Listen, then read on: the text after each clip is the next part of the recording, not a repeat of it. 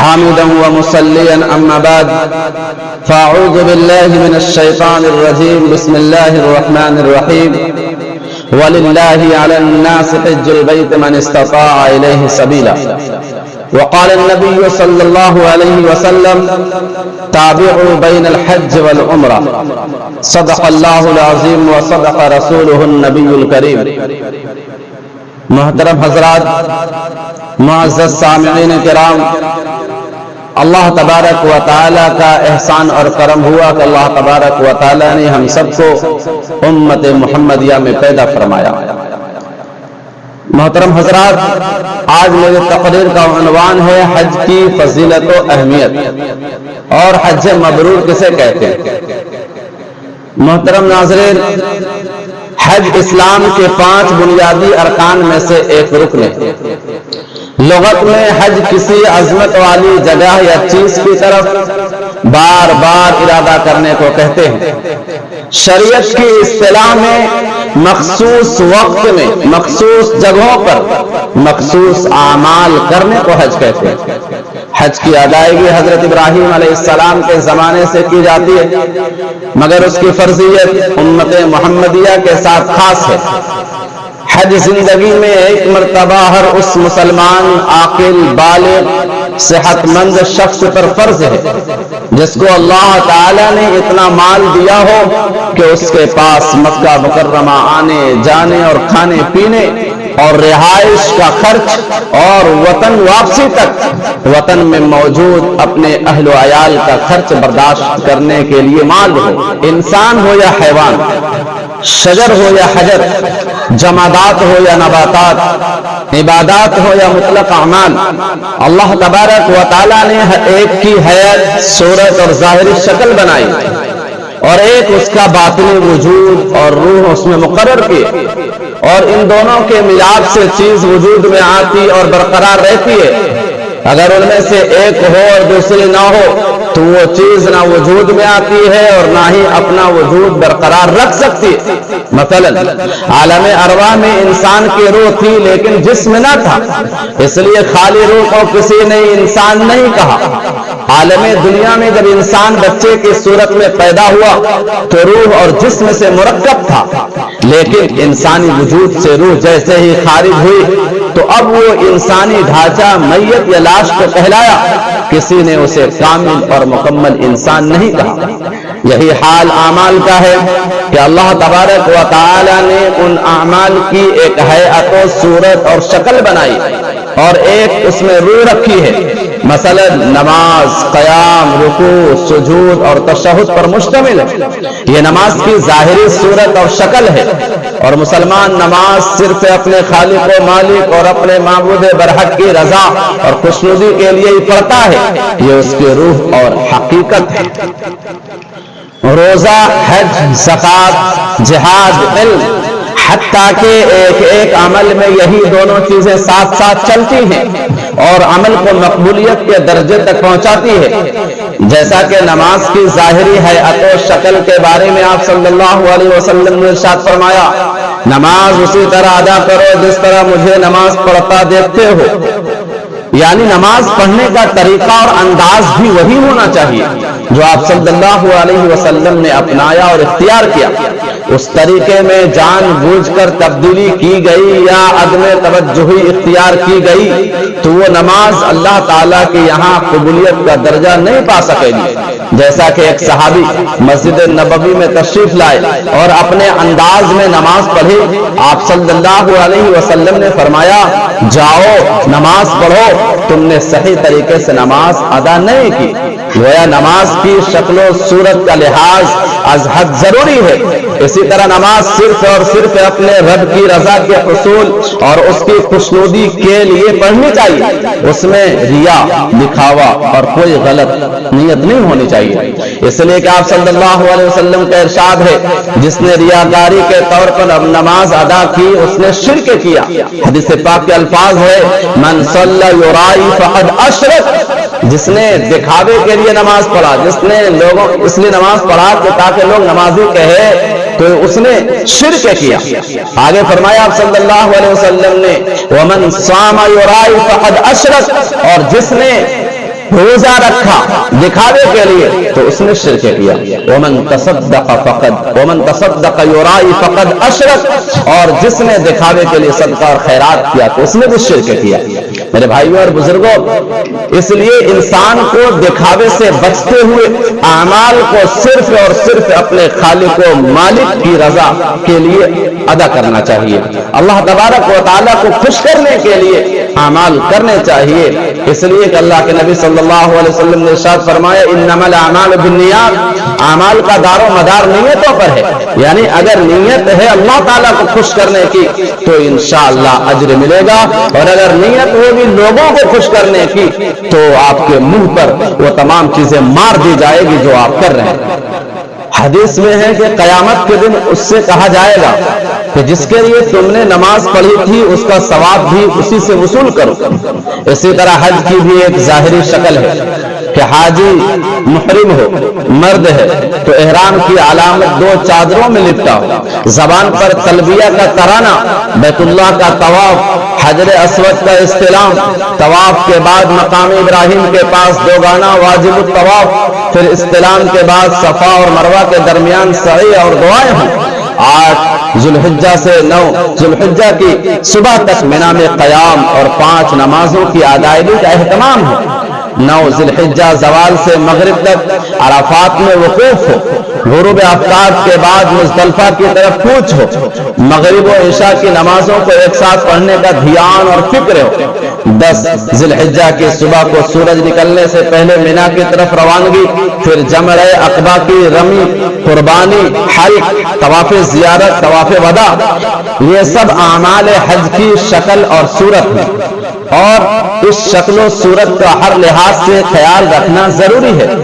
اسی طرح ان افعال و اعمال کو کرنا جس طرح آپ صلی اللہ علیہ وسلم اور صحابہ کرام نے کیا ہے انہی ایام میں کرنا جو اس کے لیے مخصوص ہے، اسی ترتیب سے کرنا جس ترتیب پر آپ صلی اللہ علیہ وسلم نے کیا ہے، اور انہی مقامات بیت اللہ، صفا، مروہ، مینا، عرفات، مزدلفہ پر انہیں کرنا حج کہلاتا ہے. جیسا کہ آپ صلی اللہ علیہ وسلم نے حجۃ الوداع کے موقع پر انہی مقامات اور انہی ایام میں حج کے افعال و اعمال کر کے بتایا اور فرمایا تھا مجھ سے حج کا طریقہ سیکھ لو.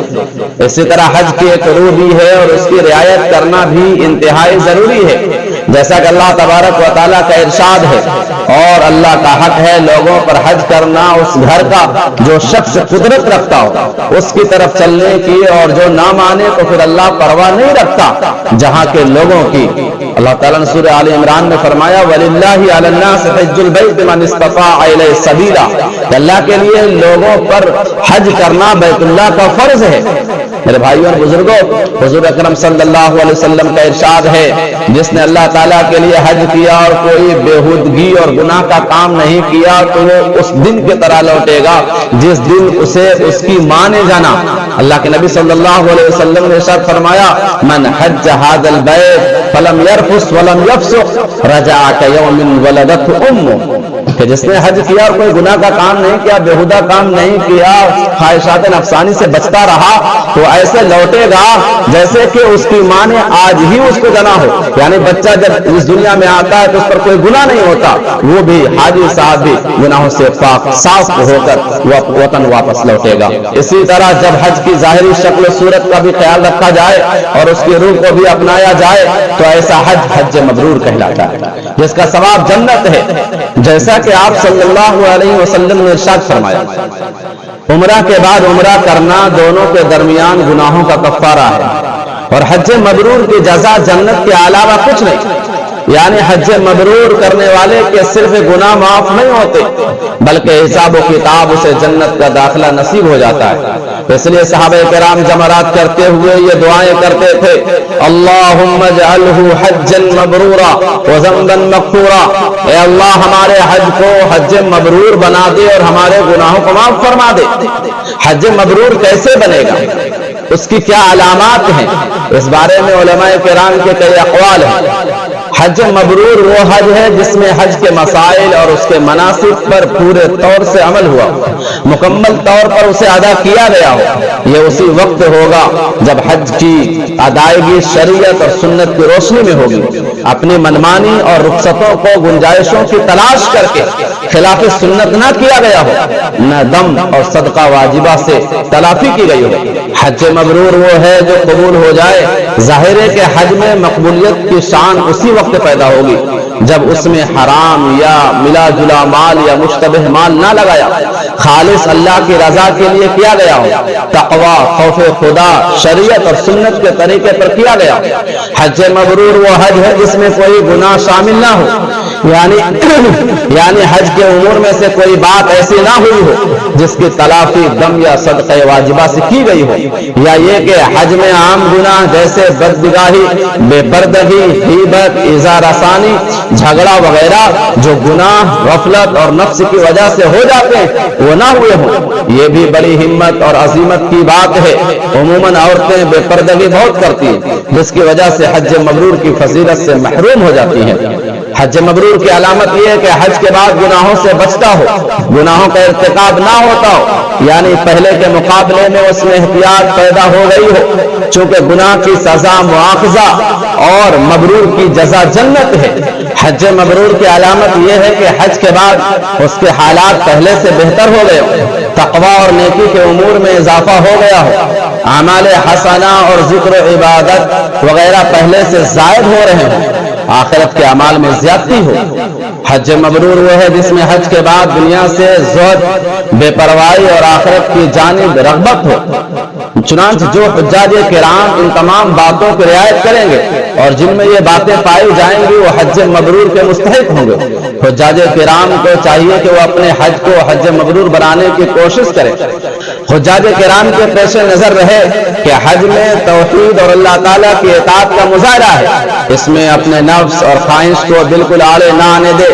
اسی طرح سفر حج سفر آخرت کا نمونہ بھی ہے، جیسے مرنے والا کفن میں لپٹا ہوا ہے، بے یار و مددگار پڑا ہوتا ہے اور دوسرے کے رحم و کرم پر ہوتا ہے، اسی طرح حاجی کو بھی چاہیے کہ احرام پہن لینے کے بعد اب اپنی مرضی، اپنی چاہت سب کچھ ختم کر کے اللہ تعالیٰ کی مرضی کے تابع ہو جائے۔ حاجی کو سوچنا چاہیے کہ جن مقامات مقدسہ میں جا رہا ہے یہ وہ تمام مقامات ہیں جہاں انبیاء کرام، صحابہ کرام، اولیاء اعظام، علماء، صلحاء، اتقیاء اور بزرگان دین تشریف لائے اور ان پر اللہ تعالیٰ کی رحمت بے کرا اور فیوز غیر متناہیہ کا انعام ہوا تھا۔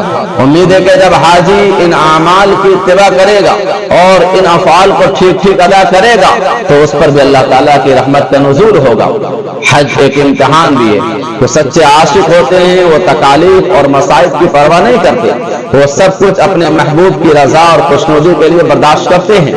حجاج کرام کو چاہیے کہ وہ نیت کرے کہ میں اللہ تعالیٰ کی رضا جوئی اور خوشنودی کے لیے ہی حج کر رہا ہوں۔ ریا، نمود و نمائش اور شہرت میرا مطلوب مقصود نہیں، اور نہ ہی حج کے نام پر سیر و سیاحت، تفریح اور آب و ہوا کی تبدیلی کے لیے حج کا سفر اختیار کیا جائے۔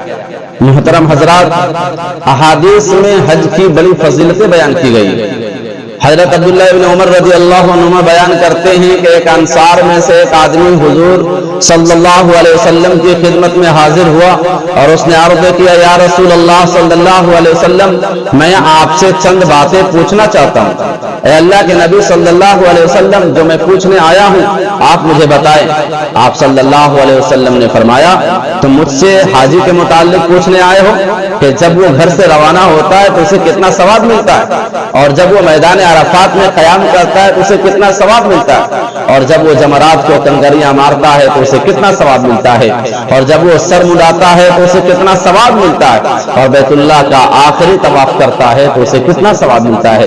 اس نے عرض کیا، اے اللہ کے نبی صلی اللہ علیہ وسلم، مجھے اس ذات کی قسم ہے جس نے آپ کو دین حق دے کر بھیجا ہے، جو کچھ میرے دل میں تھا آپ اس سے ذرا بھی آگے پیچھے نہیں ہوئے۔ آپ صلی اللہ علیہ وسلم نے ارشاد فرمایا، جب حاجی اپنے گھر سے چلتا ہے تو اس کی سواری کے اٹھنے والے ہر قدم کے بدلے اسے ایک نیکی ملتی ہے، اور اس کا ایک گناہ ختم ہوتا ہے۔ جب وہ میدان عرفات میں قیام کرتا ہے تو اللہ تعالیٰ آسمان دنیا پر نازل ہو جاتا ہے اور فرماتا ہے میرے بندوں کو دیکھو، وہ شکستہ حال اور غبار آلود ہیں، گواہ ہو جاؤ کہ میں نے ان کے تمام گناہ بخش دیے، خواہ وہ بارش کے قطروں اور ٹیلے کے ذروں کے برابر بھی ہوں۔ اور جب وہ جمرات کو کنکریاں مارتا ہے تو اسے اندازہ نہیں کہ اسے کتنا ثواب ملتا ہے، اس کے ثواب کا صحیح علم مرنے کے بعد قیامت کے دن ہی ہوگا۔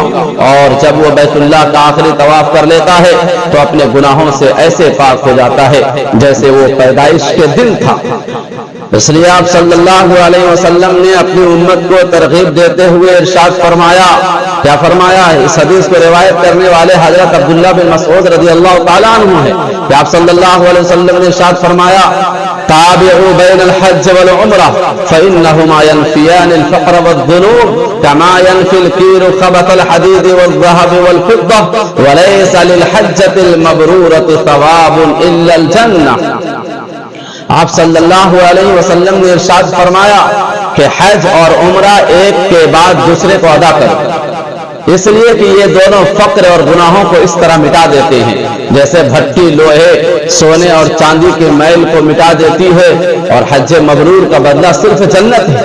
اس حدیث پاک کے اندر آپ صلی اللہ علیہ وسلم نے ایک بات کی طرف توجہ دلائی کہ لوگ یہ سمجھتے ہیں کہ حج کریں گے اور عمرہ کریں گے تو پیسے خرچ ہوں گے اور ہم غریب ہو جائیں گے، مفلس ہو جائیں گے۔ آپ صلی اللہ علیہ وسلم نے ارشاد فرمایا فإنہما ینفیان الفقر، کہ لوگوں سنو، اگر حج اور عمرہ کرو گے تو یہ دونوں جو ہے تمہارے گناہوں کو مٹا کر رکھ دے گا، دونوں حج اور عمرہ تمہارے گناہوں کو مٹا دیں گے اور تمہارے فقر کو دور کر دیں گے، یعنی تم محتاج نہیں ہو سکتے۔ گویا کہ اس بات کی شہادت دی جا رہی ہے کہ تم مالدار ہو جاؤ گے، اللہ تعالیٰ تمہیں دولت عطا فرمائے گا، تمہیں مالداری عطا فرمائے گا، اور صرف مالداری عطا نہیں فرمائے گا بلکہ اللہ کے نبی نے آگے فرمایا کہ تمہارے گناہوں کو بھی اللہ تعالیٰ مٹا دے گا۔ اور کس طرح مٹائے گا؟ اس طرح جیسے لوہار لوہے کو بھٹی میں ڈالتا ہے، سونار سونے کو بھٹی میں ڈالتا ہے، اور نکالنے کے بعد وہ تمام جو سونے کے اوپر جو میل کچیل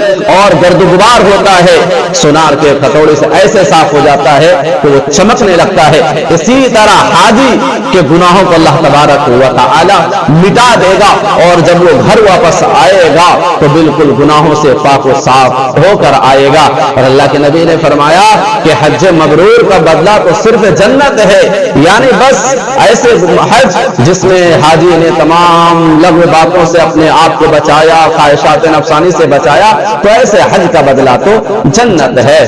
میرے بھائیوں اور بزرگوں، اگر کوئی شخص صاحب استطاعت ہونے کے باوجود حج نہ کرے تو ایسے شخص کے بارے میں حضور اکرم صلی اللہ علیہ وسلم نے سخت وعید فرمائی ہے۔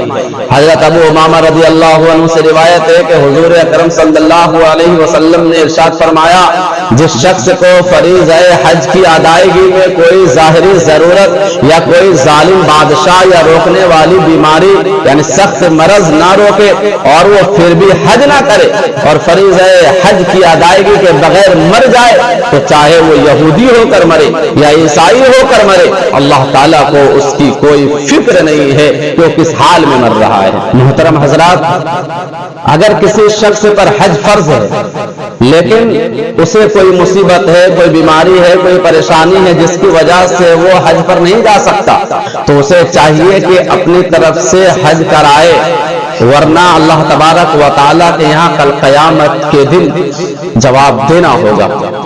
یہ نہیں کہ وہ سوچے کہ میں ان پیسوں کو جو میں نے حج کے لیے جمع کر رکھے تھے میں ان کو کسی غریب کو دے دوں یا مسجد بنوا دوں، مدرسہ بنوا دوں تو میرے اوپر سے حج ساقط ہو جائے گا، ایسا ہونے والا نہیں ہے۔ بلکہ اگر آپ پر حج فرض ہیں اور آپ حج کرنے کی طاقت نہیں رکھ رہے ہیں، آپ جانے کی طاقت نہیں رکھ سکتے کیونکہ آپ بیمار ہیں، تو آپ اپنی طرف سے دوسرے کسی آدمی سے حج کرائے، اس کو حج بدل کہتے ہیں۔